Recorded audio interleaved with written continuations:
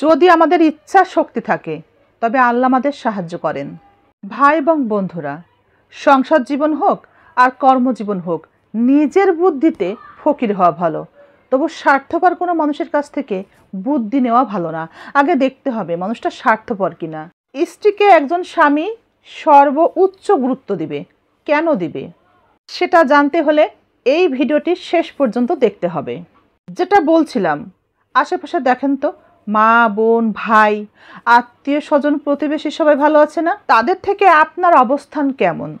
আপনার অবস্থান নিশ্চয়ই ভালো না, বিধায় আপনি কর্মক্ষেত্রে, ব্যক্তিগত জীবনে, সংসার জীবনে অন্যের কাছ থেকে পরামর্শ চাইছেন। কখনোই এই সব মানুষের কাছ থেকে পরামর্শ নেবেন না যারা আপনার থেকে ভালো অবস্থানে আছে।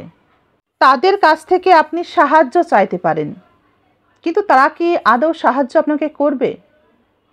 যদি করে তো ভালো, কিন্তু পরামর্শ নয়, পরামর্শ তাদের কাছ থেকে নেওয়া যাবে না। তারা যদি সত্যিই আপনার ভালো চাইতো তবে তারা তাদের সাথে সাথে আপনাকেও টেনে তুলতো। আমরা যদি খেয়াল করে দেখব তারা অনেক ভালো আছে, কিন্তু তারা আমাদের কথা চিন্তা করে না। যদি চিন্তাই করতো তবে তাদের সাথে আমাদেরকেও টেনে তুলতো, অর্থাৎ সমমানে না হলেও মোটামুটি একটা সহযোগিতা করতো। প্রতিনিয়ত একজন মানুষকে সহযোগিতা করা, অল্প অল্প করে সহযোগিতা করা মানে তাকে পঙ্গু করে ফেলা। এটা কি জানেন? এই সাহায্য সহযোগিতা কখনোই কারো কাছ থেকে হাত পেতে তাই নিতে নেই। এতে নিজেকে ধ্বংস করা বলে। যারাই অল্প অল্প সহযোগিতা করে তারা আপনার সামনে প্রশংসা করে, পিছনে আপনার বদনাম করে। আবার আপনাকে এমনভাবে গুরুত্ব দেয় আপনার কাছে আপনার স্ত্রীর গুরুত্ব কমতে থাকে। এই অল্প অল্প সহযোগিতা করা মানুষগুলো আপনার ভালো কখনোই চায় না। তাই এই ক্ষেত্রে যখন ভালো কোনো যুক্তি, পরামর্শ আপনার স্ত্রী আপনাকে দিতে চায়, সেটা আপনার নেওয়া উচিত। সংসারের সুখ শান্তি ধরে রাখতে, শান্তি বজায় রাখতে, সন্তানের মঙ্গল কামনায় স্ত্রীকে গুরুত্ব দিতেই হবে। এবং আপনার ব্যক্তিগত জীবন, কর্মজীবন যেন আরও সুন্দর হয়, আরও সফল হন আপনি, তার জন্য স্ত্রীর ছোট্ট ছোট্ট পরামর্শকে আপনার গুরুত্ব সহকারে নিতে হবে। যখন আপনি বাহিরের মানুষের গুরুত্ব বাড়িয়ে দিচ্ছেন, তখন স্ত্রী আপনার কাছে নগণ্য একজন ব্যক্তিতে পরিণত হচ্ছে। ছোট্ট ছোট্ট সাহায্য সহযোগিতা আপনি অন্যের কাছ থেকে নিচ্ছেন, কিন্তু আপনার স্ত্রীর ছোট্ট ছোট্ট পরামর্শগুলোকে আপনি অবহেলা করে যাচ্ছেন।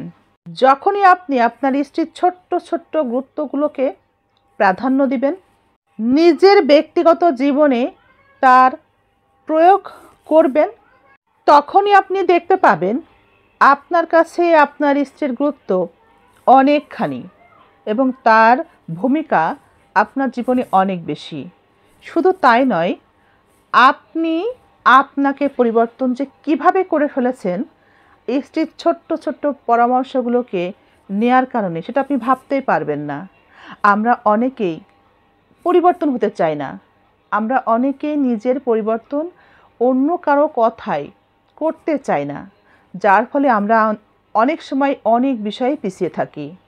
আমরা বাহিরের মানুষকে, আশেপাশের সকলকে অনেক বেশি গুরুত্ব দিয়ে থাকি, কিন্তু স্ত্রীর ছোট ছোট বলা পরামর্শগুলোকে আমরা একেবারে এড়িয়ে যাই, তাকে আমরা পাত্তাই দিতে চাই না। একমাত্র আপনার সংসারের সকল ছোট ছোট বিষয়গুলো, ভুল ত্রুটিগুলো স্ত্রী দেখতে পায়, অন্য কেউ কিন্তু পায় না। ব্যক্তি জীবনের অপূর্ণতা যখন কেউ পূর্ণ করতে সহযোগিতার হাত বাড়িয়ে দেয়, তখন আমাদের কাছে তার গুরুত্ব বেড়ে যায়, স্ত্রীর গুরুত্ব কিন্তু কমতে থাকে। তখন আমরা স্ত্রীর দোষ ত্রুটিগুলো খুঁজতে থাকি, ধরতে থাকি। কিন্তু আমরা অনেকেই এটা ভুলে যাই, আমাদের পরিবারের মধ্যে কিছু মানুষ কিংবা কোনো একজন আমাদের সাথে ছায়ার মতোই পাশে থাকে। ডানে বামে পিছনে সামনে যেদিকে তাকাবেন দেখবেন সেই মানুষটি আছেই। এই মানুষটি আপনাকে কখনো উপরে উঠতে দিবে না। এই মানুষটি আপনার সাথে ছায়ার মতো লেগে আছে মানে সে আপনার সাথে বেইমানি করবে। স্বামীর সংসারে অভাব থাকলে স্বামীর বোন, ভাই, মা, বাবা কেউ সেটা ফিল করতে পারে না। শত কষ্ট হলেও কিন্তু সেই ছেলেটি মা, বাবা, ভাই, বোনকে ভালো রাখার চেষ্টা করে। কিন্তু স্বামীর অভাব মেনে নেয় একজন স্ত্রী, না খেয়ে ত্যাগ স্বীকার করে, অনেক চাহিদা অপূর্ণ রেখে।